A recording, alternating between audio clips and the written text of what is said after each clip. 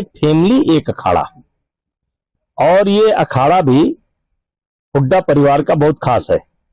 जिस कोच का नाम आया है और जिस अखाड़े का नाम आया है, एक तरीके से कह सकते हैं कि यह अखाड़ा हुड्डा परिवार का बहुत खास अखाड़ा है।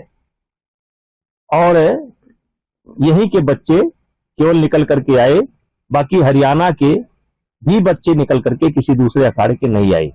इसलिए शुरू में मैंने नाम दिया था एक फैमिली एक अखाड़ा। आज जजमेंट में भी वो बात आ गई।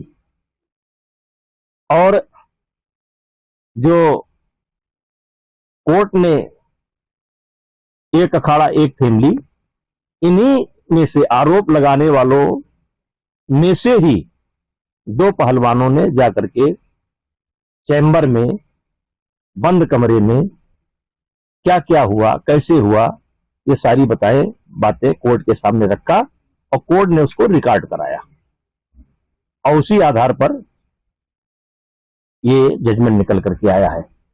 ये बात कोर्ट को आरोप लगाने वाले ने ही बताया।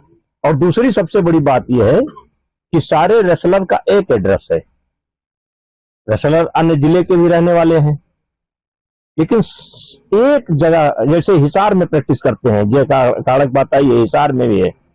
अब लेकिन सारा एड्रेस बजरंग पूनिया के घर का है। सारे पहलवानों का एक एड्रेस है, बजरंग पूनिया का आवास, जो कि सोनीपत में है। पहलवान रहने वाले रोहतक के हैं और रहने वाले हिसार के हैं, लेकिन एड्रेस सेट किया गया है। वहीं पर बाकायदा परेड कराया जाता था, रिहर्सल कराया जाता था, ट्रेनिंग कराई जाती थी। ये बात हमने नहीं बताई है, उन्हीं में से दो पहलवानों ने कोर्ट के सामने रखा है। पॉलिटिकल इन्वॉल्वमेंट कोर्ट में जो आदेश हुआ उसमें ये बताया था, तो क्या लगता है आप कौन थे ऐसे जो राजनीतिक दल के पीछे थे?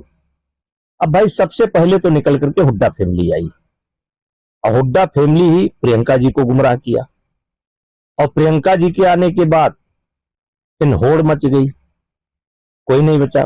बंगाल से लेकर के और सारी पार्टियां उसमें आ गई। कोई खाना सप्लाई कर रहा था, कोई होटल बुक करा रहा था, कोई क्या कहा जाए।